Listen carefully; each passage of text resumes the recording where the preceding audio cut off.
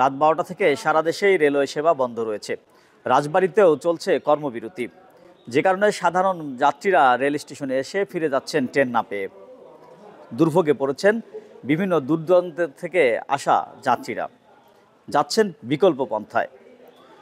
দর্শক, আজকে আমরা জানবো রাজবাড়ী রেল স্টেশনে যে সকল যাত্রীরা এসে ট্রেনের জন্য এসে ফিরে যাচ্ছেন সেই যাত্রীদের দুর্ভোগ এবং কষ্টের কথা জানবো। চলুন জেনে নেই কি বলছে যাত্রীরা।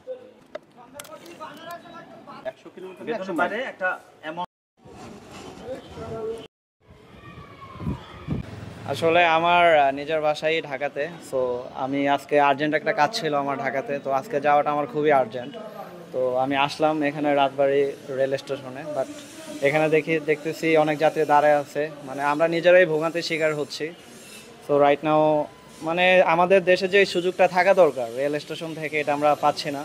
তো আই হোপ দ্যাট আপনারা সবাই মিলে চেষ্টা করবেন।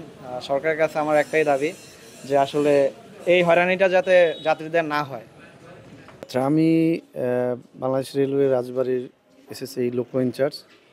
তো আমরা যতটুকু জানি যে রাজবাড়িতে বর্তমানে 6টি ট্রেন চলাচল করছে আন্তনগর লোকাল মেল দিয়ে।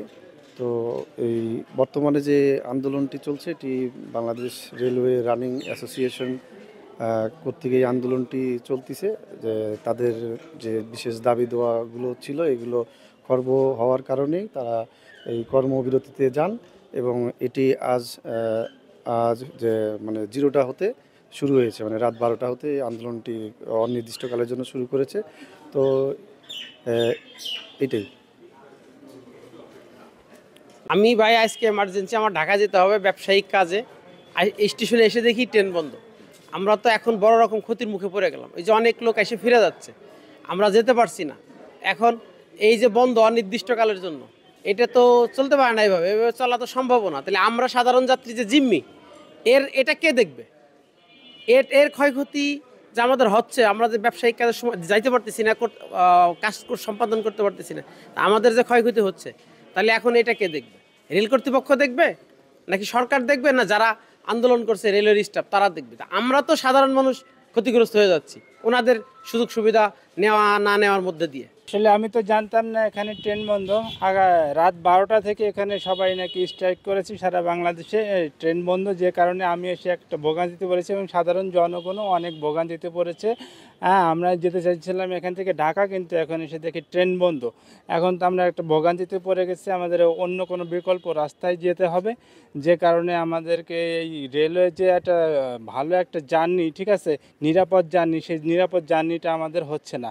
এখন এটা কবে নাগাদ খুলবে এটা বলতে পারছি না। তো আমরা সরকারের কাছে বিনীত নিবেদন করছি যে এরকম স্ট্রাইক যেন আর না হয়, সাধারণ মানুষ যেন ভোগান্তিতে না পড়ে। আমি কালুখাগির উদ্দেশ্যে বাসা থেকে রওনা দিয়েছি, সেখানে এখন রেল স্টেশনে এসে দেখি কি ট্রেন নাই। এখন এই ভোগান্তি, বাসা থেকে আসার রিক্সা ভাড়া, আবার বাস স্ট্যান্ডে যেতে হবে, আবার ওই জায়গা থেকে বেশি ভাড়া দিয়ে যাইতে হবে বাসে। ট্রেনে তো তুলনামূলক ভাড়া কম, সেজন্য যাতায়াতে সুবিধা হয়। এটাই, এই ভোগান্তি দেখবে কারা? আচ্ছা, এটা হচ্ছে মূলত আমাদের কোনো সম্পর্কিত নেই। ভিতরে রানিং স্টাফ যারা আছে তাদের একটা আন্দোলন আছে, সেই আন্দোলনের জন্য তারা এই ট্রেনগুলো বন্ধ রাখছে। এবং রানিং স্টাফ হচ্ছে লোকমাস্টার, সহকারী লোকমাস্টার, গার্ড এবং টিটি। তাদের মূলত একটা দাবি ছিল, সেই দাবি সরকারকে জানা হয়েছে। সরকার হয়তো এখনও সে দাবি মেনে নেয় না, এই জন্য তার প্রেক্ষিতে রাত 12টা থেকে আপাতত গাড়ি বন্ধ আছে। দর্শক, আপনারা এতক্ষণ শুনছিলেন রাজবাড়ী রেল স্টেশনে আসা যাত্রীদের দুঃখ কষ্টের কথা। সাধারণ যাত্রীরা বলছে কিছু হলেই মানুষ আন্দোলন করছে। সেই আন্দোলনের সবচেয়ে বড় মহড়া হচ্ছে সাধারণ মানুষ। সাধারণ মানুষকে জিম্মি করে এই ধরনের আন্দোলন বন্ধের দাবি জানিয়েছেন যাত্রীরা। দর্শক, রাজবাড়ীতে 6টি ট্রেন চলাচল করছে বিভিন্ন রুটে। এই 6টি ট্রেনের যাত্রীরাই আজকে কিন্তু দুর্ভোগের শিকার হচ্ছে। এ ধরনের দুর্ভোগ সাধারণ মানুষ আর কতদিন সইবে, এমন প্রশ্ন ছিল যাত্রীদের। তো এই ছিল রাজবাড়ীর রেল স্টেশনের থেকে সর্বশেষ পরিস্থিতি। খন্দকার রবিউল ইসলাম, গ্লোবাল টেলিভিশন, রাজবাড়ী।